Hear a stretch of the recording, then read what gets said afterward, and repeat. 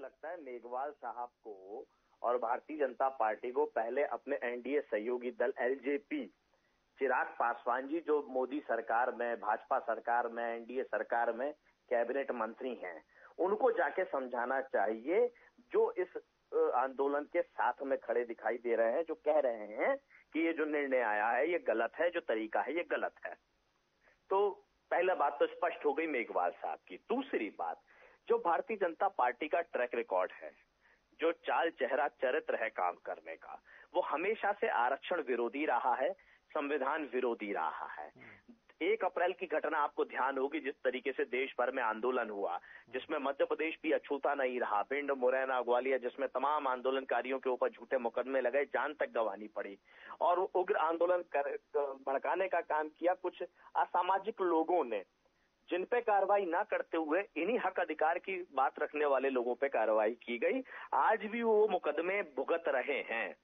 यानी पीड़ित वर्गों को न्याय देने की जगह उल्टा मुकदमा लगाना, उनके ऊपर उनको प्रताड़ित करने का काम भारतीय जनता पार्टी की सरकार में होता है। और जैसा मेघवाल साहब कह रहे थे कि भारतीय जनता पार्टी के अनुसूचित जाति और जनजाति के लोग ही जाकर के मोदी जी से मिले और उन्होंने कैबिनेट में फैसला लिया, तो फैसला लेने की आखिर आवश्यकता पड़ी क्यों?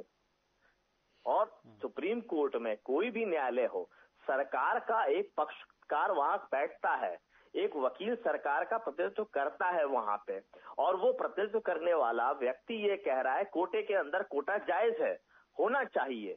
यानी वो सरकार की मंशा बताता है वहां पे, तो वो चाहता है कि कोटे के अंदर कोटा हो, यानी क्रीमी लेयर एससी एसटी में हो, और ये आरक्षण में किसी को लाभ हो गया, ये जो कहानी भारतीय जनता पार्टी के लोग रचते हैं, दोबारा किसी को आरक्षण ना मिले, तो ये वंचित समुदाय को और वंचित रखना, कुछ चुनिंदा लोगों को अगर कुछ मिल भी गया है तो वो समाज को और बेहतरी के लिए काम कर सकते हैं, उनको भी वंचित रखें। मध्य प्रदेश सरकार में 1,20,000 लोग प्रमोशन नहीं पा पाए और रिटायर हो गए, और सिर्फ इन्हीं निर्णयों के कारण जो भारतीय जनता पार्टी की नाकामयाबी है आरक्षण को लेकर के। ओबीसी आरक्षण का में भी निर्णय नहीं ले पाई सरकार, अब जाकर सुप्रीम कोर्ट में सारे मसले चले गए हैं, और यहां तक कि 27% ओबीसी आरक्षण देने के लिए एमपीपीएससी के लिए एक परीक्षा का निर्णय हुआ था, जिसको सबके ऊपर लागू कर दिया उसी व्यक्ति ने जो भारतीय जनता पार्टी की सरकार का प्रतिनिधित्व या पक्ष रखता है हाईकोर्ट में, जबकि वो निर्णय केवल एक पोस्टिंग के लिए था, एक प्रवेश परीक्षा के लिए था, लेकिन उसको सभी पे लागू कर दिया। और हाईकोर्ट से फिर लताड़ लगी भारतीय जनता पार्टी की मध्य प्रदेश सरकार को कि आप बताएं कि हमने कब आदेश पारित किया कि सभी परीक्षाओं में 27% आरक्षण रोका जाता है। तो ये निर्णय सुप्रीम कोर्ट, हाई कोर्ट के निर्णयों के साथ भी झूठा खेल खेलना भारतीय जनता पार्टी की सरकार का काम रहा है। वंचित समुदाय को वंचित रखना, मुख्य धाराओं से वंचित रखना। आज इन्हीं के नेता मध्य प्रदेश के पूर्व मुख्यमंत्री बाबूलाल गौर साहब जो यादव वर्ग से आते थे, उनकी पुण्यतिथि है। मैं पूछना चाहता हूं आखिर मुख्यमंत्री पद से उनको क्यों हटाया था? क्या वो काबिल नहीं थे या बेहतर काम नहीं कर रहे थे? ये सवाल तो उमा भारती जी को क्यों आज दरकिनार किया गया है? कल्याण सिंह जी को क्यों भारतीय जनता पार्टी छोड़नी पड़ी थी? 2 बार छोड़नी पड़ी थी। तो ये ओबीसी वर्ग के साथ, एससी एसटी के साथ लगातार इसी तरीके उपेक्षित होने का काम करते हैं और सुप्रीम कोर्ट, हाई कोर्ट का बहाना लेते हैं, जबकि हकीकत यह है कि ठीक ढंग से पैरवी रखना, ठीक ढंग से पक्ष रखना भारतीय जनता पार्टी की नीति कभी रही ही नहीं है। नहीं, यही तो झूठ भारतीय जनता पार्टी के लोग फैलाते हैं और आप लोग भी उनका सहयोग करने वाली में सामने दिखता है ना चीजें। भाई कलेक्टर का बेटा भी आरक्षण ले रहा है, तो बताइए सही है? आपने सवाल पूछा, मुझे जवाब देने दीजिए ना, है ना? तो ये जो सवाल है ये भारतीय जनता पार्टी का है। आप लोग उस सवाल में ना पड़िए, आप तो हकीकत पे बात कीजिए। हम कह रहे हैं जातीय जनगणना होनी चाहिए। जातीय जनगणना होगी सब कुछ निकल आएगा, कौन सामाजिक स्तर पे आगे बढ़ा, कौन पीछे रह गया, कौन आर्थिक आधार पे आगे बढ़ा, कौन पीछे रह गया, कौन सामाजिक तौर पे रहा, शैक्षणिक तौर पे रहा, सारी चीजें निकल के आएंगी ना। उसमें ब्राह्मणों की भी होगा, उनमें वैश्य की भी होगी, उसमें क्षत्रियों की भी होगी, उसमें जैन की भी होगी, पारसी की भी होगी, हर वर्ग की होगी ना। कौन अछूता छूट जाएगा? तो क्या दिक्कत है जातीय जनगणना करने में? यही तो हमारा सवाल उठता है और भारतीय जनता पार्टी हटती है उस बात से। जातीय जनगणना चीज अलग हो गई, अभी मुद्दा आरक्षण का। मैं आपकी बात का ही जवाब दे रहा हूँ, आरक्षण पे ही आ रहा हूँ। जब जातीय जनगणना की बात हुई 2014 में, मोदी सरकार ने आने पे कहा था कि हम इसको जल्द लागू कर दें क्योंकि गिनती पहले हो चुकी थी। लेकिन आज भी 1932 के आंकड़े पे योजनाएं पर चल रही है आरक्षण की। जितनी योजनाएं चल रही है एससी वर्ग के लिए, एसटी वर्ग के लिए, ओबीसी वर्ग के लिए, 1932 में जो अंग्रेजों ने जाति जनगणना करी थी, तो आप 1932 से लेके अभी तक उसी पे काम करना चाहते हैं। कांग्रेस में राहुल गांधी ने तो गलती मान ली कि हम जाति जनगणना का विरोध करते रहे, हमने नहीं करवाई, हमारी गलती है। भारतीय जनता पार्टी कब इस गलती को मानेगी? दूसरी बात, अभी इन्होंने कहा कि बाबा साहब भीमराव अम्बेडकर को हमने भारत रत्न दिया। भाई, इनका योगदान वीपी सिंह की सरकार में अगर समर्थन में था तो मंडल आयोग लागू होने पे इन्होंने समर्थन वापस भी ले लिया। तो ये आरक्षण के विरोधी ही रहे हैं, ये श्रेय नहीं ले सकते कभी भी किसी चीज के लिए। ये हमेशा इन्होंने आरक्षण मंडल और कमंडल की लड़ाई अगर किसी ने करी तो भारतीय जनता पार्टी ने लड़ी, ताकि ओबीसी वर्ग को हक अधिकारों से वंचित रखा जाए। तो ये काम भारतीय जनता पार्टी ने कहा। तीसरी बात, आप जो कह रहे हैं कि कोटे के अंदर कोटे में बुराई क्या है, मैंने जाति जनगणना के माध्यम से वो बात कह दी, लेकिन फिर भी दोहरा देता हूं। जो कोर्ट के अंदर कोलेजियम सिस्टम चल रहा है, जो वंशवाद चल रहा है, उसके खिलाफ में बोलने की हिम्मत नहीं है भारतीय जनता पार्टी की सरकार की। आज सरकार है, नियम बनाए और लागू करे सारी चीजों को, क्यों वंचित रख रही है किसी को? और ये जो अभी लेकर के आए थे लेटरल एंट्री के माध्यम से सीधे आईएएस बनाने की बात कर रहे थे, कितनी योग्यता का हनन करने थे, क्यों लेके आ रहे थे, क्या आवश्यकता थी शॉर्टकट के माध्यम से लोगों को आईएएस बनाने की और बड़े प्रमुख पद पे ले जाने की? केवल अपने लोगों को फायदा पहुंचाना, जो संघी मानसिकता के हो, काली टोपी पहनते हो, जिनकी नीयत काली हो, जो मनुस्मृति को मानते हो, मनु महाराज को मानते हो। जैसे जयपुर में भारतीय जनता पार्टी की सरकार ने हाई कोर्ट के अंदर मनु महाराज को स्थापित किया, ये देश संविधान से चलेगा, मनु महाराज की मनुस्मृति से नहीं चलेगा।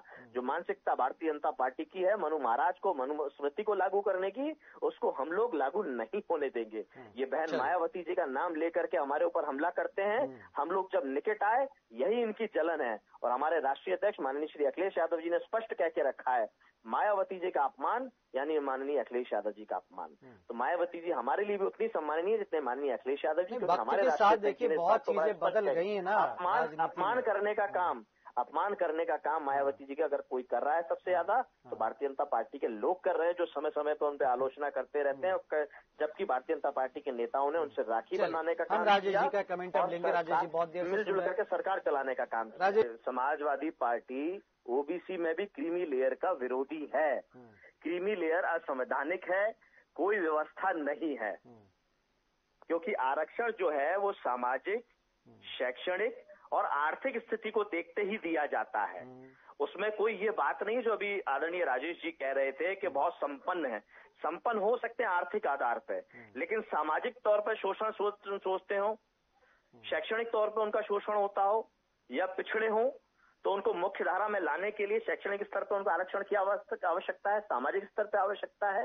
जैसे कि अगर मैं बात करूं, मैं किसी समुदाय को अपमानित करने के लिए बात नहीं करता, लेकिन जैसे समाज में जातियां कर्म के आधार पर बटी थी, तो जो शराब के व्यवसायी थे उनको समाज में गांव के बाहर रखा जाता था और बुरी नजर से देखा जाता है कि शराब के व्यवसायी हैं।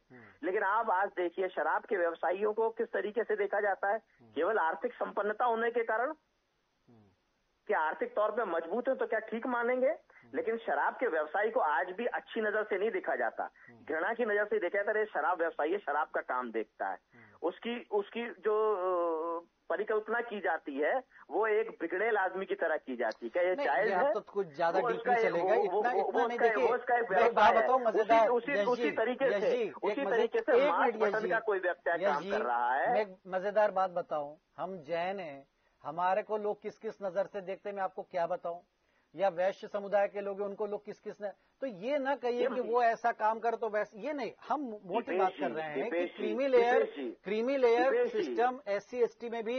लेकिन अब स्थिति देखिए ना कि जरा सा अगर कुछ बात भी करता आरक्षण की तो लोग आग लगाने पे उतर आते, सड़क पर उतर आते हैं। तो फिर आप कैसे क्रीमी लेयर सिस्टम को लागू करवा पाएंगे एससी एसटी में, ये मैं जानना चाह रहा हूँ। दीपेश जी, आपने बहुत अच्छा उदाहरण दिया कि आप जैन और जैन समाज को क्या क्या कहते हैं। तो यही मानसिकता तो खराब है, इसीलिए तो अरे मैं तो सवर्ण हूँ भाई, मैं थोड़ी ना किसी एससी एसटी कैसे हो सकते हैं। दीपेश अभी हमें थोप दिया गया जब हम बड़े हुए, एक मिनट, तब हमें पता चला कि साहब हम तो सवर्ण हैं। आरक्षण मिलता है अल्पसंख्यक के आधार पर जैन समाज को, जैन समुदाय, आप सवर्ण कैसे हो गए भाई? अच्छा चलिए, अल्पसंख्यक की बात आपने कही, एक बात बताइए, लोग कहते हैं जिसकी जितनी जनसंख्या उसकी उतनी भागीदारी होना चाहिए, ये कहते हैं ना राहुल गांधी। दीपेश जी, कहते हैं आपको ना, भी तो तो मुख्य भाई धारा में लाने के जैन लिए तो आरक्षण दिया गया अल्पसंख्यक का। नहीं, मेरी बात तो आपको सुनिए, मुख्य अगर धारा आप में आपको जनसंख्या के प्रावधान हिसाब दिए से, गए, आप अपने धर्म को संरक्षित कर सके विशेष अधिकार दिए गए ना आपको। अरे मेरी बात तो जो सुनिए, आपके जब पूजनीय स्थल है उनको नहीं, उनको संरक्षित कर सके विशेष अधिकार अल्पसंख्यकों को आरक्षण के कारण तो मिले हुए हैं। अल्पसंख्यकों की हालत बांग्लादेश में देख क्या लीजिए क्या हो जाती है। क्या आपको अरे बांग्लादेश क्यों चले गए? हाँ, क्यों न जाए, पड़ोस भारत में की ये कर रहे हैं और दिख रहा है वहाँ पे हालत। भारत की कर रहे हैं। नहीं, मेरा सवाल ये है, तो बात मत करो कि बांग्लादेश चले गए, बात हम देश की कर रहे हैं। अरे मेरी बात तो सुनिए आप, सर सवाल, नहीं, सवाल सुनिए जी, क्या आपको क्रीमी लेयर में मान करके आरक्षण से वंचित कर दिया जाए, आपके मूल अधिकारों से वंचित कर दिया जाए? मेरे सवाल सुनेंगे आप? मैं कह रहा हूँ जो आप लोग कहते हैं कि जिसकी जितनी जनसंख्या उसको उतना हक मिलना चाहिए। भाई हम तो देश की जनसंख्या का 1% भी नहीं, हमारा कौन सोचेगा हमें क्या मिलेगा फिर? ये सवाल हम करने लगे तो दीपेश जी, मैंने वही बात का जवाब दिया। जैन समुदाय को अल्पसंख्यक में लेके विशेष अधिकार दिया है। हमको कौन सा आरक्षण मिलता है जी, बताइए आप मुझे। आप अल्पसंख्यक में आरक्षण लेते, अगर आपको नहीं है जानकारी तो निवेदन है, अरे नहीं मिलता सर। अरे आपको नहीं मालूम है जैन समुदाय अल्पसंख्यक में आता है, विशेष अधिकार एजुकेशन में आपको आरक्षण मिलता है। वही तो हम कह रहे हैं, एजुकेशन में आप ले लीजिए, वही तो हम कह रहे हैं ना, एजुकेशन में सबको ले लीजिए। जैन समुदाय आर्थिक रूप में कितना मजबूत है, लेकिन मुख्य धारा में रहे, वंचित ना रहे मूल अधिकारों से, इसीलिए तो जैन समुदाय को दिया है। और आप जैसा पढ़ा लिखा पत्रकार आरक्षण में नहीं आते हैं, जैन समुदाय आरक्षण में नहीं आता है, ये तो बड़ा प्रश्न चिन्ह लगता है। यही तो सामाजिक पिछड़ापन है जो आप, अगर आपको नहीं मालूम। अरे आप मुझे ना बताइए यश जी, मुझे बहुत अच्छे से जानकारी की शिक्षा में तो हम कह रहे हैं ना, आपने कह दिया। अरे मेरी बात सुनिए सर, अब आप बोले जा रहे हैं नॉन स्टॉप, आप सुन नहीं रहे के बारे में नहीं जानते हैं, आप अपने वर्ग के बारे में नहीं जानते, तो दूसरे वर्ग और दूसरे समुदाय को हक अधिकार की बात कैसे कर पाएंगे? यश जी मुझे एक बात बताइए, क्या जैन समुदाय को सरकारी नौकरी में आरक्षण मिलता है? ये बताइए आप मुझे, इसका जवाब दीजिए। जो फायदा SC/ST को मिलता है क्या वो जैन समुदाय को मिलता है? कलेक्टर हो गया है, कोई IPS हो गया है, तब भी क्या उसको लाभ मिलना चाहिए? है ही नहीं कि कलेक्टर और SP और IG और DIG। आरक्षण की मूल भावना है समाज में जो शैक्षणिक स्तर पे, सामाजिक तौर पे, आर्थिक रूप पे पिछड़ा है, उसको मुख्य धारा में लाने के लिए आरक्षण है। उस पूरे समुदाय को है, आप केवल व्यक्ति तो ये बताइए मुझे, नहीं ये बताइए को चयनित करके कैसे आरक्षण? आप अजय जी से बुलवा दीजिए ये बात। कि इस बात पे कलेक्टर के बेटे को आरक्षण नहीं मिलना चाहिए। ओबीसी में जो क्रीमी लेयर है वो सही है। अभी तो मोदी जी ने लाइन खींच दी तो अभी कुछ नहीं बोलेंगे, लेकिन अजय जी बताइए। ओबीसी क्रीमी लेयर ठीक है ना, पूछ ले रहा हूँ। भारतीय जनता पार्टी पिछवा ली। अजय जी, दो बातें कहूंगा, एक बात में काम नहीं चल पाएगा। SC/ST वर्ग जितना उपेक्षित और जितना प्रताड़ित हुआ, उतना कोई भी वर्ग हमारे देश में नहीं हुआ है। ये बात आप भी स्वीकार करेंगे। दूसरी बात, मैंने जो सवाल किया था कि सरकार का पक्षकार, जो वकील सरकार की तरफ से पक्ष रख रहा है, वो खुद कह रहा है कि कोटे में कोटा होना चाहिए, यानी भारतीय जनता पार्टी की सरकार का पक्ष रख रहा है वो। और फिर भारतीय जनता पार्टी के नेता या सरकार कहे कि नहीं हम तो पक्षकार हैं, हम ऐसा चाहते ही नहीं है, कोई संविधान से छेड़छाड़ नहीं कर सकता। तो ये दोहरा रवैया है कि कोर्ट के अंदर आप कुछ और कहें और बाहर आके आप कुछ और कहें।